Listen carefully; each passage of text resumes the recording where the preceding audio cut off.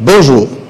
Je sais que vous êtes très nombreux à attendre cette émission annoncée depuis hier soir et ce matin par rapport à l'alliance ou les alliances politiques qui tétissent dans notre pays depuis la mise en place de l'Union sacrée.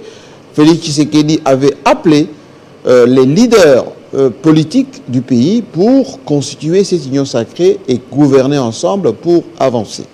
Et depuis quelque temps, il s'observe un peu de méfiance, pour ne pas dire d'invective, entre les membres éminents de cette union sacrée. Notamment entre Moïse Katumbi, qui est l'un des membres influents, pour ne pas dire très important, de l'union sacrée.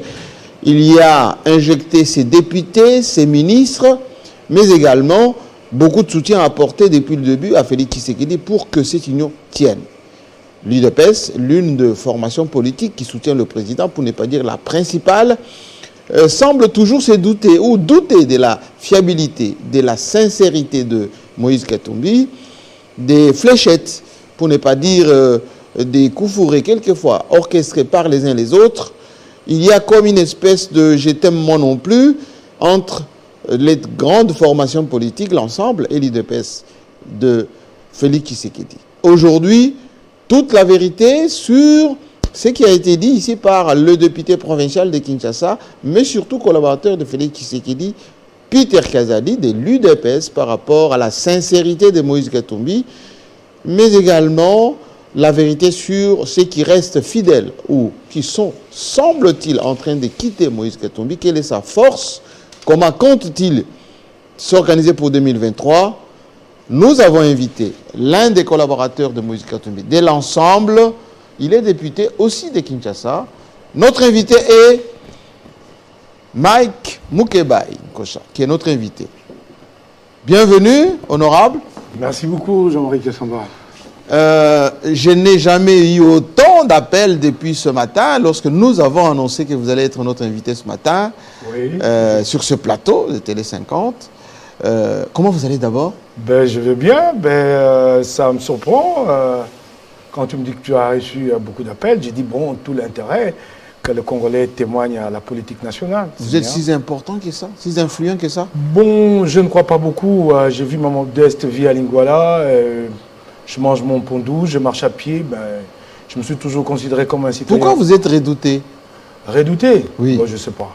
C'est assez qui me redoute de dire pourquoi. Moi, je m'efforce de rester dans la droiture. Je vous offre ce fauteuil. Merci beaucoup. Et je pense que nous sommes en direct. Le monde entier va nous suivre ici au Congo et à travers le monde. Je l'ai dit à l'entame tout à l'heure. Oui. Qu'il y a quelques jours, sur ce même fauteuil, était Peter Kazadi, qui est député provincial de Kinshasa comme vous, qui est membre de l'Union sacrée comme vous, mais lui, il est de l'UDPS. Il a affirmé un certain nombre de choses avec conviction, d'ailleurs, beaucoup de véhémence d'ailleurs, concernant votre collaboration, surtout contre l'homme Katumbi.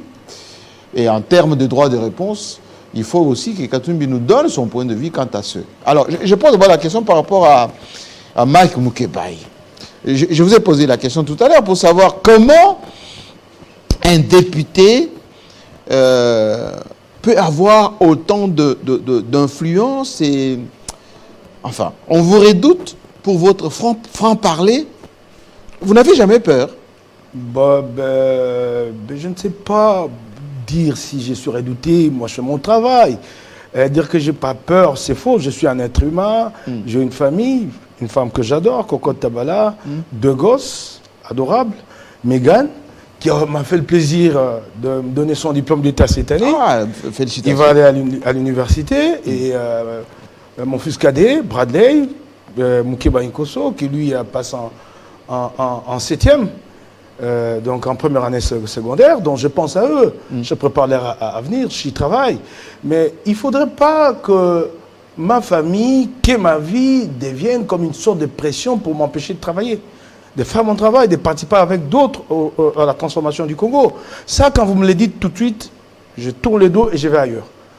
Il faut qu'il y ait bien des Congolais qui prennent des risques pour que ce pays change. Mais on dit que vous et ces Congolais-là, oui, ils ne tomberont pas du ciel, ils ne sortiront pas des terres. C'est vous et c'est moi. Il faut bien qu'il y ait des Congolais. Mais on dit de vous que vous êtes dans la provocation constante pour vous faire important, pour que tout le monde vous regarde. Personne ne vous fait peur. Allez-y, grattez un peu sur l'histoire. Ceux qui sont au pouvoir aujourd'hui, c'est dommage qu'ils se montrent au pouvoir comme des héritiers inconscients. Mais en fait, pour qu'ils en arrivent là, eux accèdent à ces pouvoirs dont ils jouissent au jour d'aujourd'hui, au propre comme au figuré. Mais il y a eu quelqu'un, il y a eu des Congolais, un groupe de Congolais qui ont risqué, qui ont sacrifié de leur vie, entre autres Étienne Tshisekedi, en relégation tout le temps. Je ne pense pas qu'à l'époque, Félix devait être tout heureux quand il apprenait que son père était ballotté par-ci par-là à travers 1001 territoires de la République démocratique du Congo. Il en souffrait. Au jour d'aujourd'hui, il est là. Bon, donc il faut donc qu'il y ait... Alors, quand on dit je suis passé champion dans la provocation, qui ai-je provoqué? Ben, vous dites des choses parfois très virulentes. Bon, je ne sais pas. Quand on dit très virulente, alors, quand vous êtes face à un peuple qui souffre, que des gens qui posent des actes, à mon point de vue, qualifiés de criminels, vous voulez qu'on les caresse dans le sens du poil. Comment va le Congo? Il faut utiliser les mêmes mots que les actes odieux, ignominieux, qui sont posés par le pouvoir actuel. Comment va le Congo? Très mal. Et tu le sais. Je vais te dire une chose. Hier soir, je suis rentré, j'avais un petit creux. J'ai dit à ma femme, est-ce qu'il y a du foufou? Elle me dit non. Ben, je dis, bon, ok, ben, tu me sers ce qu'il y a à manger. J'ai dit à un collaborateur de m'acheter un chikwang. J'ai acheté un chikwang à 500 francs. Je parle des Congolais, aux Congolais de ma vie. Oui. La chikwang à 500 francs et à cette dimension. Je mange rarement la chikwang parce que caricatural. J'ai grandi dans la tradition kassaïenne. C'est caricatural. À ma table, il n'y a que le foufou. Comme ça, la chikwang à 500 francs. Ça, c'est hier. Il y a quelques jours, je me suis payé le luxe, je me dis le luxe parce que pour moi, c'est un luxe, de m'acheter un pain dans la rue et on m'a mis de la margarine. C'est pas que je prie l'épaule margarine. Un pain et un peu de la margarine, ça m'a coûté 1000 francs.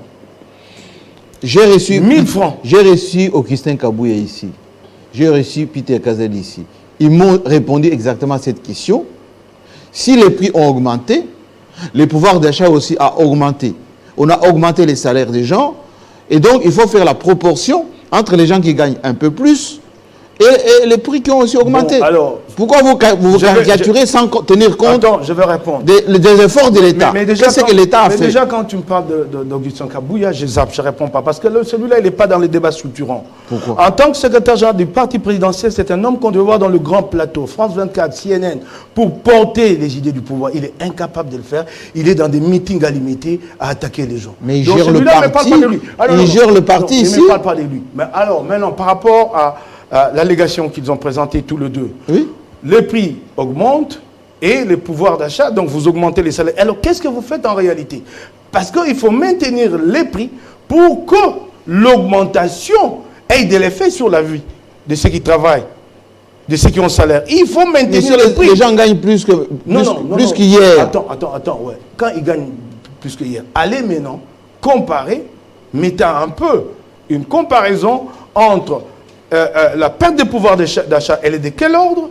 Et l'augmentation. Quelqu'un à qui vous ajoutez 100 000 francs. Et dans l'entretemps, le sac de semoule est passé depuis 2019 de 15 à 18 000 francs, au jour d'aujourd'hui à 50 55 000 francs.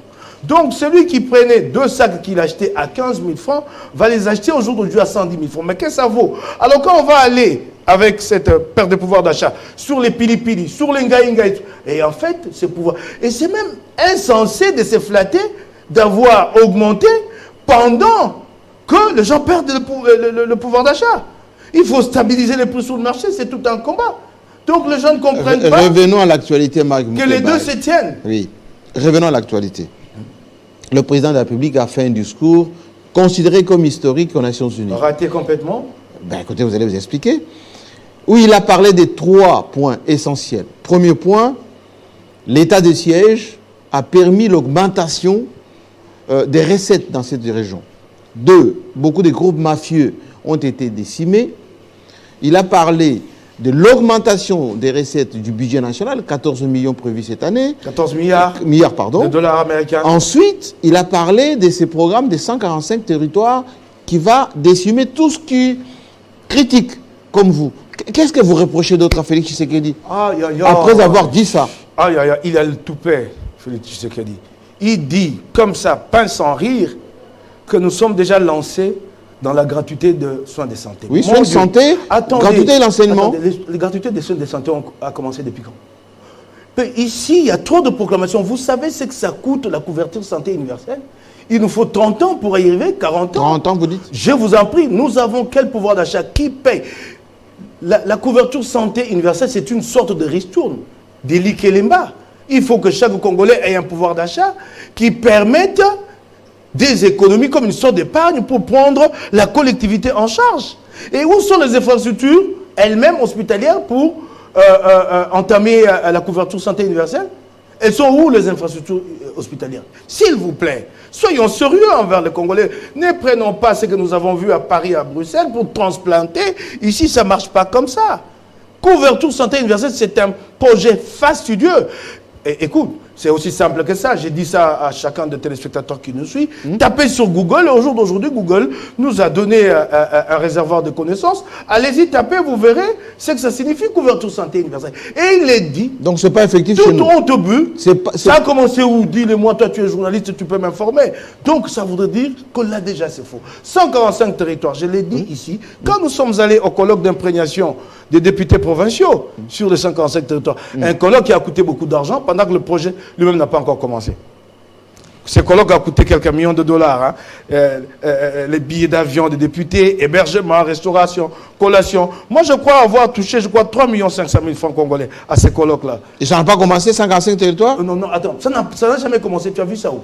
Mais le Premier ministre a lancé ça. Non. Ça, attendez, les 145 territoires demandaient... Le BCECO est en train de travailler. Les 145 territoires demandaient 1,6 milliard quelques millions. Dont une partie donnée par la Banque mondiale. Pardon, ils ont réuni ça quand? Ces fonds-là? Ils l'ont réuni quand? Ces fonds, ils ont réuni ces fonds-là quand? 1,6 milliard, 500 millions qui étaient attendus, 1,3 milliard si je ne m'abuse. Oui. 500 millions qui étaient attendus de la Banque mondiale, de quoi? Des tests, des droits de tirage spéciaux. Vous avez un projet comme ça, vous le reposez sur des sources de revenus aléatoires, comme des tirages spéciaux, qui dépendent, la hauteur dépend de la discrétion de la Banque mondiale, et avec la crise internationale, ce n'est pas évident. Ces droits de tirage, là, nous avons déjà reçu cette année. Nous avons mobilisé... Laisse-moi y aller. Les agences de... Je t'ai dit, attends. Les régies financières mobilisent, la DGI mobilise... Laisse-moi y aller. Oui? Il y avait 3 sources. 3 provenances de fonds. Les DTS, ça n'a pas marché avec les DTS. Et 300 à peu près millions de dollars qu'on attendait. Je n'ai jamais compris ça. Des partenaires. Lesquels partenaires? Pas définis. Et à l'époque, il n'y avait même pas de discussion engagée avec ces partenaires. Donc, ça a foiré. Et puis, ça a foiré. Et puis, il y avait le gouvernement lui-même qui devait mobiliser 300 millions. Ce n'est pas venu. Donc, le programme, lui, n'a jamais décollé. Mais dans l'entretemps, il y a eu beaucoup de publicité à la télé. Beaucoup de l'argent dépensé. Il y a eu le colloque qui a réuni plus de 700 députés provinciaux. Tout ce qui a été de bénéfique à ces colloques pour les députés, c'est qu'on leur a promis des véhicules. On leur a promis de l'entretien que nous appelons Tortue Ninja, don de Koweït pour céder l'arrière-pays, et de Kinshasa, la palissade, et les discussions se poursuivent jusqu'à ce jour. J'écris lui une lettre quelque part. Vous n'allez pas prendre cette voiture-là. Laisse-moi, comme quoi, oui. Que le directeur de cabinet a écrit au ministre des Finances et du Budget pour examiner la possibilité d'octroyer des véhicules à plus de 700. Après le scandale des palissades, ça ne suffit pas. Les 21 000 $, ça ne suffit pas aux députés nationaux. Maintenant, les véhicules aux députés provinciaux, pendant que ces députés provinciaux, surtout ceux de l'arrière-pays, moi-même qui suis là, je ne suis pas payé depuis 3 mois, moi qui suis devant toi. Mais ceux de l'arrière-pays, ils sont à 12, 14 mois, plutôt que d'appuyer leur arriéré, ce qui est leur droit, non, on va à un autre sujet, des véhicules à leur accorder. 700 véhicules, oui. S'il te plaît, oui. 700 véhicules, l'Entrisère et Palissade, ça va faire combien de millions de dollars? 30, 40 millions de dollars. Parce qu'en fait, les régimes, ils reposent sur la corruption. Il faut entretenir. Parce qu'il est issu de la corruption, le régime. Et ça, j'ai participé à cette corruption. J'assume, nous avons fait... Nous avons fait un basculement de la majorité frauduleux, illégal. Je l'assume historiquement. Nous l'avons fait, puisqu'à l'époque, Félix nous avait dit que le bien suprême, que l'intérêt suprême était la loi. Et que l'intérêt, du peuple était la loi suprême. Nous l'avons fait de bonne foi. Mais lui, qu'est-ce qu'il en a fait? Qu'est-ce qu'il a fait de ce capital? Il l'a dilapidé avec son entourage. Mike Moukebaye, quand on vous suit, mais je n'ai pas fini. Oui, qu'est-ce que vous Tu parles de discours à l'ONU. Oui. Mais ces recettes-là qui ont augmenté, elles ont augmenté de quel ordre? Donc l'état de siège a été établi, décrété pour obtenir l'augmentation des recettes. En temps normal, en temps normal, nous ne pouvions pas y arriver. Ça c'est de 1. Mais il aurait dû nous donner des chiffres sur les morts. Y en a-t-il plus ou moins? Et d'ailleurs, est-ce que cet état de siège, quand il a été lancé au départ, est-ce que les objectifs avaient été définis? Non. Comment nous pouvons l'apprécier maintenant? Comment il inclut maintenant dans l'état de siège l'augmentation des recettes? Les groupes armés, il y en a toujours plus de 120. Qu'on me donne le nom d'un seul groupe armé qui a été complètement neutralisé. Et ce qui est très grave pour notre souveraineté, les chefs de l'État se retournent avec fierté, il est dit, vers des armées étrangères. Il n'y a pas de projection chez lui sur la montée en puissance de l'armée congolaise pour prendre le contrôle de la situation. Il s'est flatté. La loi de programmation militaire. Attendez. Le FARDC n'a jamais eu autant de moyens que pendant que Félix Tshisekedi est au pouvoir. Attendez. Autant de moyens. Attendez. Il arrête les généraux qui détournent. Qu'est-ce que vous voulez d'autre, Michael Mukeba? Qu'est-ce que vous voulez d'autre? On peut avancer? Oui, bien sûr. La loi de programmation militaire, on va voir ce qui va être fait réellement. Tu connais la réalité dramatique de la République démocratique du Congo, même qui continue avec Félix Tshisekedi. Ce qui est décidé dans le budget adopté à l'Assemblée n'est pas ce qui est exécuté pendant l'exercice budgétaire. Tu vas le voir dans la reddition des comptes actuels. Il est lui-même le premier gourmand du budget national, le chef de l'État. Il est en dépassement budgétaire cette année, à la présidence de la République. Ouais, encore. Alors tu vas te flatter de quoi? Laissez-moi poser cette question, Michael Mukeba. Quand on vous écoute, on a l'impression que chez Félix Tshisekedi, tout est noir, rien ne fonctionne. Pourtant, vous êtes des lions sacrés. Pourtant, vous, Michael Mukeba, vous avez applaudi l'arrivée de Félix Tshisekedi. Vous êtes avec Moïse Katumbi qui est des lions sacrés. On en parlera tout à l'heure avec ce que Peter Kazali a dit ici. C'est que vous n'avez jamais été sincère avec Félix Tshisekedi. Qu'est-ce qui justifie qu'aujourd'hui, vous tirez à boulet rouge sur l'homme que vous avez soutenu? Et jusqu'à aujourd'hui, jusqu'à ce matin, vous êtes officiellement membre de l'Union sacrée. Vous parlez de sincérité. On va y aller. Oui. Parlons sincérité dans les alliances. J'ai entendu... Peter Kazali l'a dit là. J'ai entendu Peter Kazali. Jamais sincère, Moïse Katumbi. Et ces gens. Ok, j'ai entendu Peter et je l'ai vu s'en prendre à Moïse Katumbi, dire ce qu'il a dit. Commerçant. Alors j'ai les traités d'affairiste. Je vais dire un mot là-dessus. Alors j'ai passé hier ma soirée et ce matin de longues minutes à discuter avec Moïse Katumbi, le chairperson 2023. J'ai longuement discuté avec lui. Je lui ai demandé s'il connaissait Peter Kazadi. Il m'a dit non. J'ai beaucoup insisté dans Nidev. J'ai dit non, il est grand, fort. J'ai essayé un peu de le décrire, ainsi de suite. Il dit... Ça, c'est dénigrant, ça. Laisse-moi y aller. C'est ma réponse à moi. Il dit non, ni d'Adam ni d'Ève. J'ai dit vrai. J'ai dit non, c'était un avocat dont la plus grosse... Il est là. Oui, ok. La plus grosse affaire qui lui a permis de gagner un peu d'argent, c'est quand il était l'avocat de Chimley. C'est une affaire de succession. Mais une affaire connue comme ça devant des tribunaux, qu'il ait gagné un grand procès, je ne savais pas. Son cabinet date de longtemps. Hein? Pardon. Son cabinet date de longtemps. Elle m'a dit, je ne connais pas qu'un ancien avocat de Chimley. J'ai dit, mais même Franck Diongo a récemment parlé de lui, évoquant son passé à kabiliste aux côtés de Jean-Charles Okoto. Je dis, je ne connais pas. Ben, je dis, tiens, ben... Et puis alors, je me suis dit, un adage m'est revenu en tête. L'adage célèbre de Mobutu. Okay. Que l'aigle vole si haut que la bave du crapaud ne l'atteindra jamais. Ça vaut autant pour Peter Kazadi que pour tous les autres artisans des théories complotistes contre Moïse Katumbi. Ça vaut pour eux tous. Cet homme a passé à traverser des épreuves dures que celles-ci qu'on lui impose au jour d'aujourd'hui. J'ai été avec lui quand il allait répondre devant le parquet. Il avait le choix qu'on les juge d'affairistes. Il avait le choix de continuer avec Kabila s'il était un affairiste. Mais il a préféré la voie de l'exil, sacrifiant sa vie de famille et tout le reste. C'est dommage que ceux-là qui ont bénéficié de son appui à tous les niveaux, sous toutes ses formes... Bénéficié. Je t'en prie, laisse-moi y aller. Qui a bénéficié de qui? Allons-y. Genval, qui en a été le principal artisan. C'était un moment de combat crucial. Tu veux que nous revenions là-dessus? Quand nous marchions dans la rue en janvier 2015 pour contrer Kabila sur sa fameuse loi électorale qui subordonnait la tenue des élections à quoi? À l'organisation du recensement, lui, Peter Kazadi et les siens étaient déjà à Ibiza, ils préparaient Ibiza. Et si cette manifestation-là a réussi, parce que la première tentative avait fait flop, et après une évaluation, les Camérés et les autres, Fayoulou ont compris qu'il avait manqué de moyens pour la sensibilisation, qui avait mis la main à la poche, et la deuxième tentative avait été un succès, et nous avons fait reculer Kabila. L'IDPS a toujours dit que Katumbi nous montre Laisse-moi avancer. Un début de preuve de financement de quoi que ce soit. Nous sommes un parti historique. Nous n'avons pas besoin de cette polémique-là. Nous bénéficier de quoi que ce soit de Katumbi. J'en connais bien que Katumbi a aidé. Et ce n'est pas dans cette culture d'envoyer Mak Moukebaï ici sur le plateau. Oui.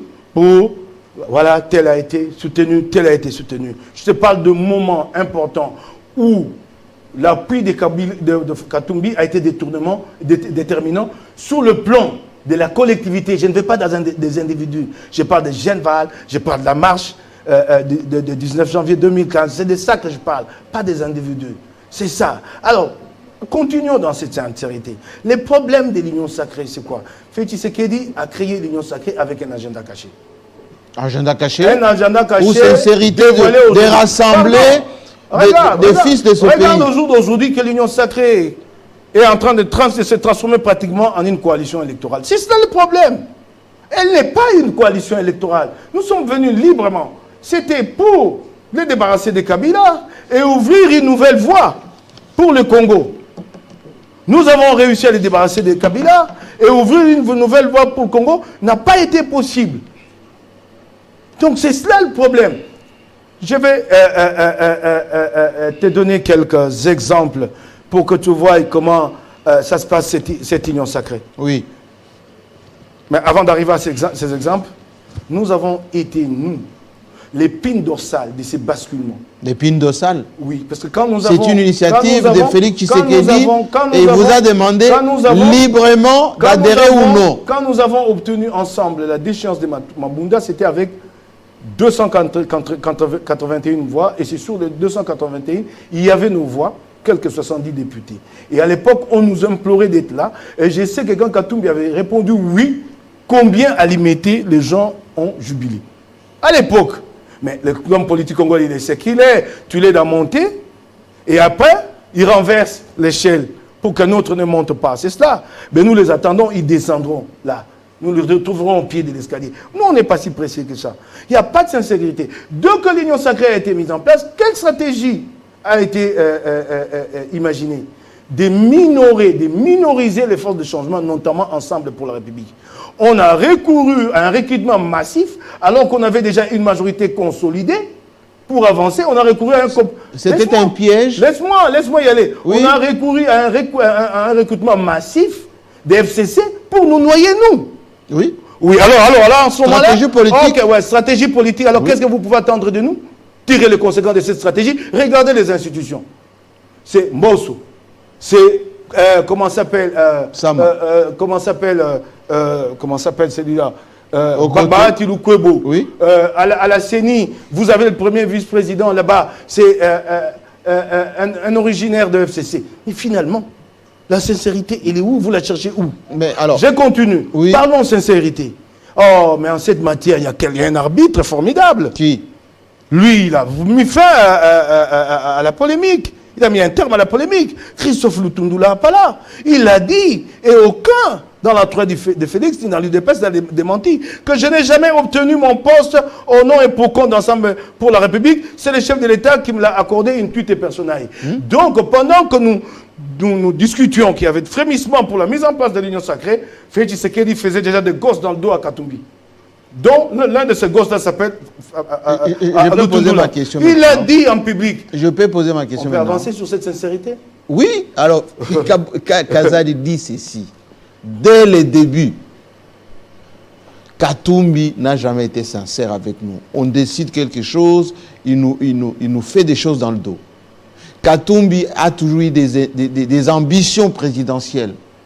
Au lieu de s'aligner Premier ministre, il envoie ces gens pour qu'ils se préparent à être demain président de la République.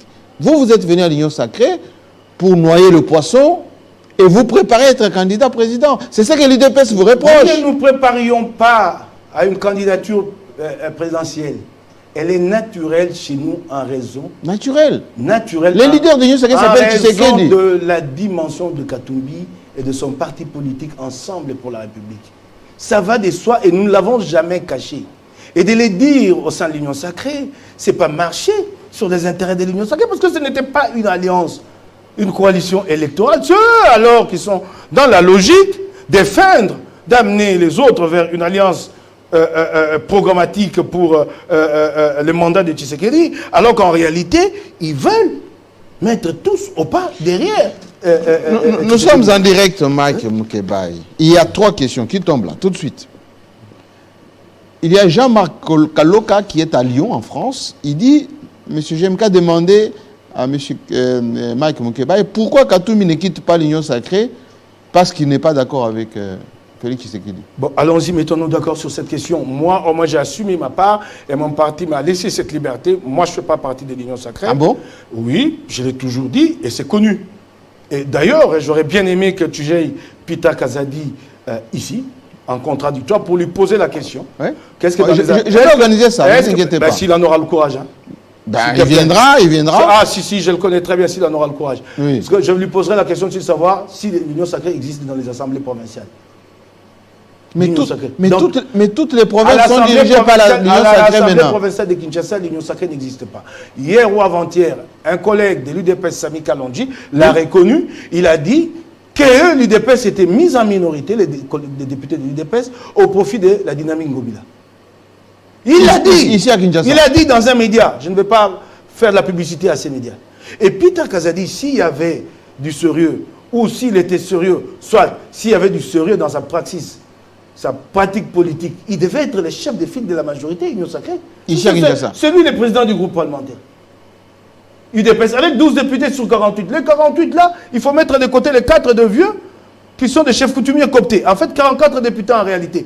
12 sur 44. Et nous sommes dans l'Union Sacrée et vous vous plaignez. Lui-même l'a dit, Peter Kassadi, je l'ai déjà suivi. Il dit à une journaliste que nous ne sommes pas en mesure de peser parce que nous sommes une minorité. Comment une minorité 12 sur 44? Et que la deuxième force qui arrive, qui s'aligne après l'UDPS, c'est de le PPRD avec, je crois, 5 députés. Donc voilà la réalité. Alors, Léonard Mukendi vous pose... Laisse-moi avancer. Oui. Lui, il pose la question. Oui. Katumbi... Pourquoi vous ne quittez pas? Katumbi a décliné son credo. Il est clair. Je suis dans l'Union Sacrée, mais s'il y a à redire, s'il y a à élever le ton, j'élève le ton. Il a élevé le ton une fois, et là, c'était même une demande amicale à la limite. Il a dit, il n'y a pas de cadre de concertation. Mettez en place un cadre de concertation. Est-ce que ça a été fait? Non. Alors, RAM, oui, nous avons élevé le ton comme parti politique. Mais il faut nous donner raison aujourd'hui parce que vous avez fini par abolir RAM. Donc, nous devons nous taire. Mais la discipline du groupe. La discipline du groupe. Oui, ok, d'accord. De l'Union Sacrée. Vous avez un chef de file qui s'appelle Félix Tshisekedi. Je vais te dire une chose. Oui. L'Union Sacrée est née avec une malformation congénitale. Oh là là. Et il ne faut pas les refaire à l'avenir. Comme toutes les coalitions de gouvernement au Congo. La coalition 2006, PPRD Palou, ne s'est préoccupée que du partage du pouvoir. La coalition FCC Cash ne s'est préoccupée que du partage du pouvoir. Tout autant que la coalition Union Sacrée. Non, il faudrait qu'à l'avenir, que nous soyons en mesure de nous mettre d'accord autour d'un soubassement programmatique, et comme ça, nous avons des repères qui nous accordent nous tous. Ça nous a manqué. Pourtant, nous, Ensemble pour la République, nous avions présenté un cahier de charges et nous avons été diabolisés à cause de cela. Et donc, si nous nous étions mis d'accord sur des valeurs, je crois qu'il y aurait moins de problèmes. Les gens ont refusé que nous nous accordions sur ces valeurs. Donc, le credo est très clair. Je suis dans l'Union Sacrée. Katumbi l'a dit à Kisangani, au lancement de notre parti. Je demeure, mais je ne me tais pas pour le bien de mon peuple. Dites-moi, Léonard Mukendi qui est à Paris, qui est de l'IDPS, dit que représente aujourd'hui encore Katumbi avec les départs de Moïndo, de Okende et les autres. On a désossé.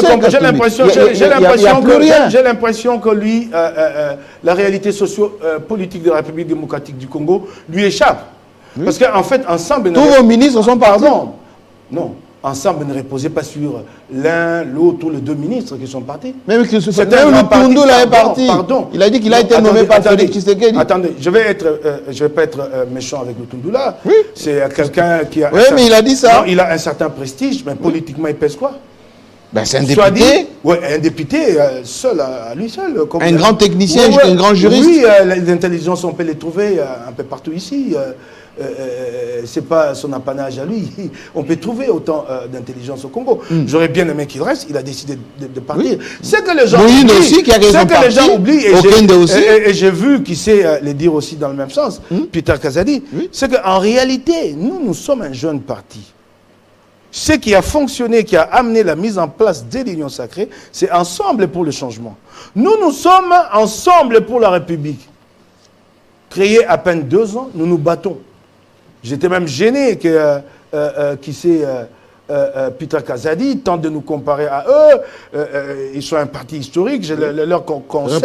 Nous avons à peine 2 ans, mais ce que nous faisons déjà sur le terrain est énorme. Et vous allez nous juger à partir des prochaines élections. Mais regardez déjà les sièges à Lubumbashi, ici à Kinshasa, nos fédérations à Kinshasa, toutes les 4 ont des sièges actifs qui marchent. Et je l'ai entendu parler de conviction. Oui. Il a dit que c'est un parti créé sur fond de billets verts. Oui. Il ne connaît pas alors l'historique d'Ensemble pour la République. Ensemble, non. On dit Katumbi achète tout. Non. Ensemble les gens viennent chez Katumbi parce qu'il y a l'argent. Ensemble pour la République est parti d'un élan d'équipe de Pierre Lumbi.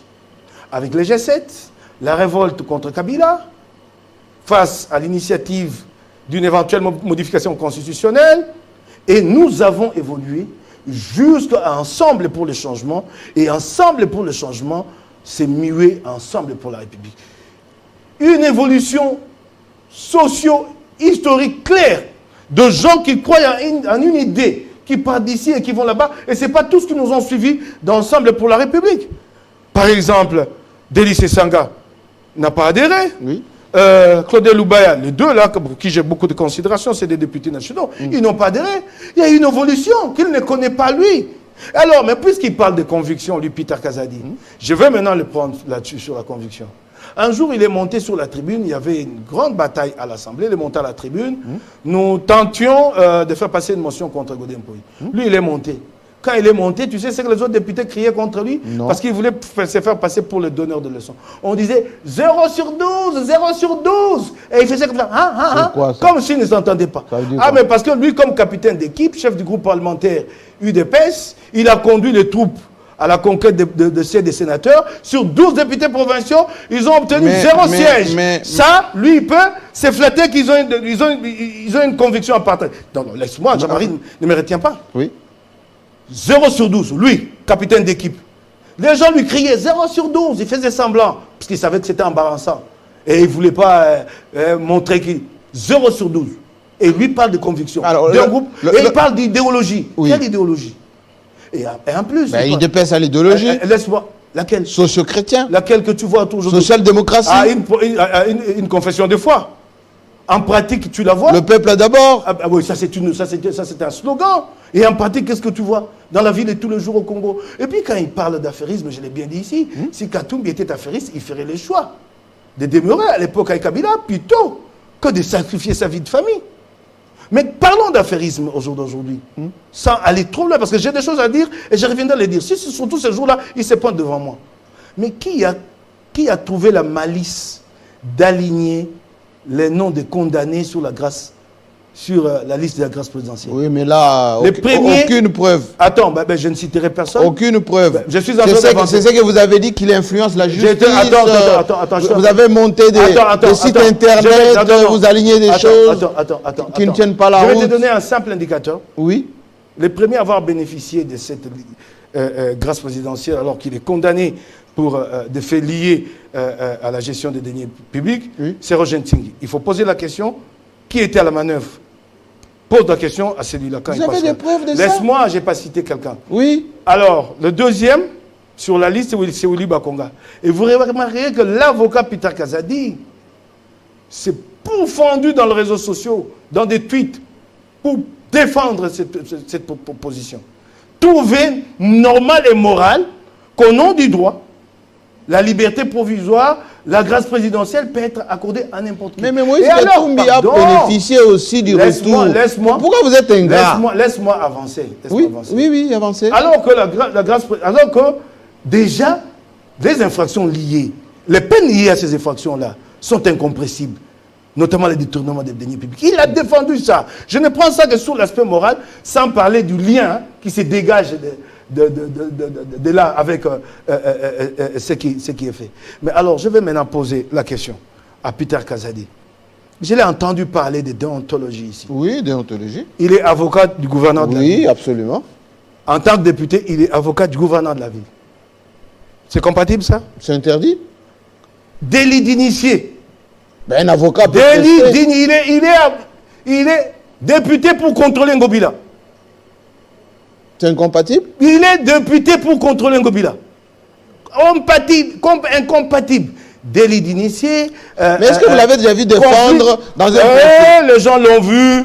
Des avocats, moi j'ai fréquenté des grands avocats, plaider des causes, moi-même je suis au courant. Il est avocat de la ville de Kinshasa. De la DGRK. Vous voulez parler de déontologie, d'affairisme? Et j'ai des choses à dire. J'attends qu'il vienne t'asseoir là où tu es. Je vais organiser ça. Je n'en dirai pas beaucoup aux jours d'aujourd'hui. Je reviens sur... Alors, je l'ai entendu parler. J'ai l'impression qu'il l'ingratitude de Katumbi. Il a eu son passeport grâce à qui? Attendez. Il est revenu au pays grâce à qui? Il y a des choses que je ne comprends pas. Oui, il y a des gens qu'il faut ramener au village parce qu'ils ont une conception patriotique. Mais il est devenu comme ça parce que Tshisekedi l'a permis. Il y a des gens qu'il faut ramener. C'est une façon de dire, je rigole que les gens ne prennent pas ça dans le sens plein de termes. Il y a des gens qu'il faut ramener au village parce qu'ils ont une compréhension patrimoniale de quoi? De l'État. Vous réhabilitez quelqu'un dans ses droits. Ce sont ses droits. C'est la volonté de faire Pardon. Non. Si vous proclamez l'État de droit, vous le faites. Sinon, vous êtes un dictateur. Vous réhabilitez quelqu'un dans ce qui lui est dû. Et vous attendez de la reconnaissance. S'agit-il d'une relation personnelle? Un ami que j'ai dépanné pour qu'en retour il me dépanne les jours où je serai fauché? Mais c'est ingrat ça. Où il s'agit, où il s'agit des actes posés. Vous parlez comme Franck Diongo. Pardon. Vous parlez comme Franck Diongo. Où il s'agit des actes posés dans le cadre de ses prérogatives constitutionnelles. Et c'est là qu'au Kabeli Moto, au Kabeli Yobi Katumbi, il y a mon Soudanais, Kamatape na Kabeli. Non, ce n'est pas un don. Il n'y a pas de don. Mais s'il ne voulait pas. Et ça ne demande pas. S'il ne voulait pas. On aurait continué le combat. Parce que Katumbi avait déjà fait 3 ans à l'étranger. On aurait continué le combat. C'est comme eux aussi ont été privés de bien des choses. Moi, j'étais tout petit ici, jeune, engagé. L'UDPS avait son siège à la 12e rue. Mouzé est arrivé ici. Il a investi ce siège-là et il en a fait un hôpital de la police. La 12e après chez Augustin Kibassa à côté. Oui. Et alors, si vous arrivez au pouvoir à ce moment-là, que vous restituez ces sièges, à l'époque, c'était pas possible parce qu'en fait, ce n'était pas un bâtiment à UDPS. Ils étaient locataires. On a forcé les bailleurs à prendre un autre locataire. Et si vous arrivez en tant que président, vous restituez l'UDPS dans ses droits, alors il faut attendre une connaissance éternelle envers Félix Tshisekedi. Voilà. C'est quoi ça, cette compréhension de l'État? Vous parlez comme Franck Diongo. C'est quoi cette compréhension? Avec beaucoup d'ingratitude. Et je l'ai vu parler des démêlés judiciaires. Oui. Les dossiers que nous avons tous défendus, que nous avons dénoncés dans la pratique kabiliste. Il a réglé tout ça. Pardon. Et il dit que Katumbi traîne encore des casseroles. Pardon. Il traîne encore des casseroles. Si on réveille ça, c'est un homme mort. Non. C'est chantage. C'est un homme mort. Pardon, nous n'en avons rien à faire. Ici, on nous a longtemps agité la GECAMIN comme un épouvantail. Que quand on ira compulser les comptes de la GECAMIN, Katumbi ne s'en remettra pas. Il y a eu des résultats sur l'audit de la GECAMIN. Tu sais, le premier qui a eu peur de la publication de ces résultats? Non. Tu sais c'est qui? Non. Sama Lukonde. Il dit il faut que je jette un coup d'œil. Parce qu'il avait peur, parce qu'il est passé par là. Ah ben si, c'est Et ils ont pris du temps pour publier ces résultats-là. Et ils n'ont jamais d'ailleurs publié. Pourquoi? Nous, on ne répond pas à ces chantages. Non, on ne répond pas à ces chantages. Écoute. Alors, je viens. Ce que nous avons défendu ensemble un jour. Et c'est cela, eux. Ils n'ont pas de ligne. Et on sait que le régime de l'époque avait comme ça instrumentalisé la justice. Et eux-mêmes l'ont dénoncé. Et non, il vient ici, il dit qu'il avait des dossiers, des démêlés judiciaires qu'il a mis sur le dos de Kabila et qu'il cherche à mettre sur le dos de Tshisekedi. Quoi ça? L'affaire Beveragi, puisqu'on en parle. Oui. L'affaire Beveragi a été jugée pas au Congo, à Paris. On dit Katumbi Pardon, a spolié les biens de Beveragi. Non, Jean-Marie, pardon. Il vient de perdre. Non, Jean-Marie, pardon. Il faut qu'il rende tout à Beveragi.